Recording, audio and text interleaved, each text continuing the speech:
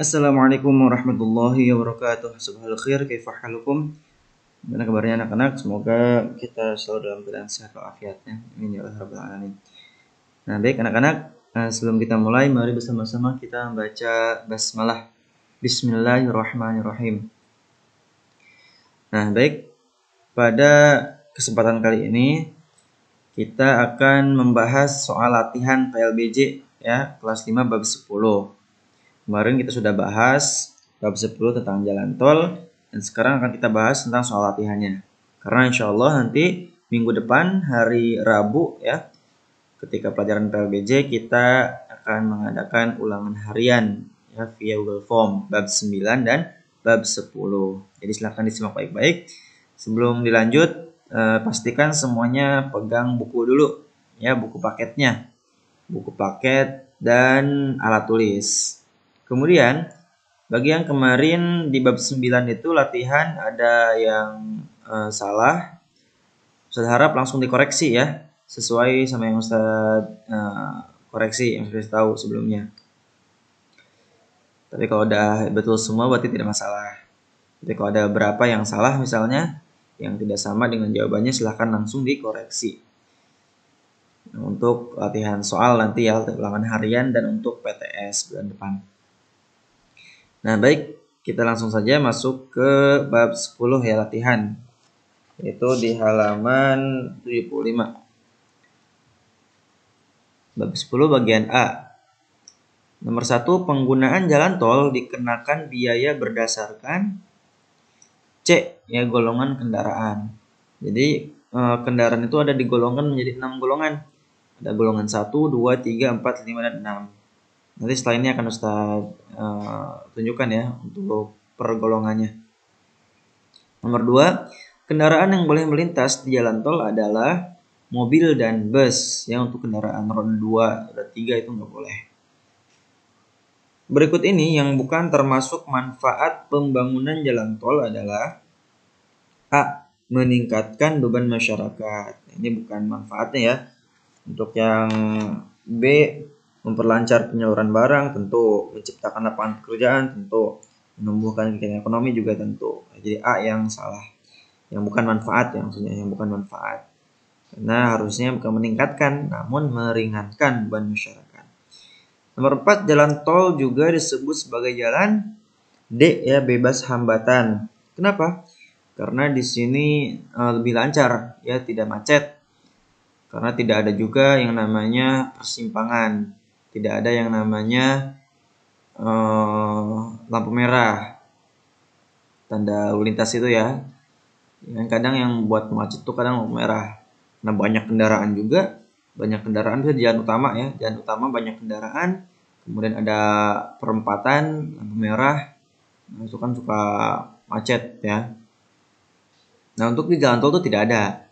Lancar. Mungkin ketika mengantri pun ketika di gerbang ya, gerbang masuknya itu, di gerbang tol. Nomor 5, pelanggaran yang dilakukan di jalan tol adalah D. Kendaraan berhenti sembarangan di bahu jalan. Nah, itu pelanggaran ya. Sangat berbahaya ketika berhenti sembarangan. Lagi di jalan tol kan yang seperti Ustaz bilang kemarin, itu resiko kecelakaannya juga cukup tinggi. Pada ketika misalnya rem mendadak. Karena ingat, jarak amannya itu 10 sampai 20 meter. Ya, kalau misalnya terlalu dekat, khawatir kendaraan depan kita ada kecelakaan, yang rem mendadak, nah, itu sangat berbahaya untuk kita ya. Selanjutnya ini ada gambar golongan kendaraan. Nah, ini ya golongan 1 sampai golongan 6. Golongan 1 itu sedan, mobil jeep, mobil pick up atau truk kecil, dan mobil bus. Ini masuk golongan 1. Jadi setiap golongan itu berbeda ya tarifnya. Ada golongan 2, truk dengan 2 gandar. 2 gandar itu 2 pasang ban ya. Lihat tuh ban, ya 2 pasang. Kemudian ada golongan 3. Golongan 3 itu truk dengan 3 gandar. Jadi 3 pasang ban. Kamu lihat juga gambar ya. Seperti itu tuh modelnya tuh. Kemudian golongan 4, truk dengan 4 gandar. Nah, jadi ada 4 pasang ban. Lumayan besar ya, biasanya truk barang kalau biasanya. Kalau ini. Sama juga dengan golongan 5. Truk dengan 5 gandar. 5 pasang ban. Ini juga sama, biasanya barang-barang itu ya, penyaluran barang. Menggunakan truk-truk besar seperti ini. Golongan 6 itu golongan kendaraan roda 2. Tapi untuk golongan 6 ini tidak diperbolehkan ya untuk masuk jalan tol. Selanjutnya ada bagian B. Ya, masih bab 10 bagian B nomor 1. Jalan tol lingkar luar adalah jalan tol yang mengitari bagian luar Jakarta. Nah, silakan di pause aja ya video Ustadz ini. Di pause aja. Kamu baru tulis. Jadi di pause, setiap jawabannya di pause karena ini jawabannya isian ya. Di pause, kemudian tulis di buku paketmu. Selanjutnya nomor 2, tujuan dibangun jalan tol adalah untuk mengurangi kemacetan di jalan utama. Silahkan di pause, kemudian ditulis di buku paket. Nomor 3, contoh aturan di jalan tol adalah mengantri dengan tertib di gerbang tol. Nah, untuk aturan ini banyak ya, bisa kamu lihat di buku paket itu di halaman 74. Itu ada kurang lebih 9 aturan ya. Kamu bebas nulis yang mana saja. Ya sudah ambil contoh nih yang kedua. Kamu bebas mau yang mana aja. Di antara 9 itu cukup 1 aja ya yang kamu tulis. Boleh yang sesuai sama Ustadz tuh sama, boleh yang lain juga nggak apa. Misalnya menggunakan lajur lambat, tidak melamun saat menyetir, dan lain sebagainya. Nomor 4, kendaraan yang dapat melintas di jalan tol adalah kendaraan beroda 4 atau lebih. Ya, kalau beroda 3, beroda 2 itu nggak boleh. Pelanggaran tata tertib di jalan tol dapat mengakibatkan kecelakaan. Ya, tadi yang saya bilang ketika kita melanggar aturan di jalan tol itu dapat berakibat kecelakaan, kerugian untuk kita dan orang lain. Seperti itu ya. Contohnya kita lihat aturan deh. Aturan pertama di sini kan ada sebelum masuk jalan tol, siapkan uang elektronik dengan nilai uang yang cukup.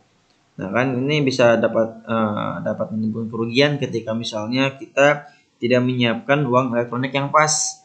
Misal kita buru-buru lupa kartu tolnya itu ketinggalan, misalnya kartu tolnya belum diisi saldo, nah itu kan dapat terhambat perjalanan kita dan perjalanan orang lain di belakang kita. Ya kan? Kita akan terhambat. Kasihan, kita bisa merugikan diri sendiri dan juga merugikan orang lain. Ya kan yang di belakang pasti ngantri tuh. Karena kita tadi lupa bawa kartu tol atau bahkan lupa mengisi saldo. Ya saldo tidak cukup. Jadi pastikan dulu saldo cukup. Kemudian mengantri dengan tertib untuk ya menggunakan sabuk pengaman. Karena pelanggaran juga dalam berkendara ya, ada 4 yang wajib menggunakan sabuk pengaman. Dan sampai 9 itu semuanya aturan jika dilanggar itu akan mengakibatkan kerugian untuk diri kita maupun orang lain. Nah, itu saja yang dapat saya sampaikan. Nah, semoga bermanfaat. Nah, khatim bilhamdalillah, alhamdulillahalamin. Sedangkan kembali Rabu depan kita ulangan harian ya via Google Form bab 9 dan 10. Syukran. Assalamualaikum warahmatullahi wabarakatuh.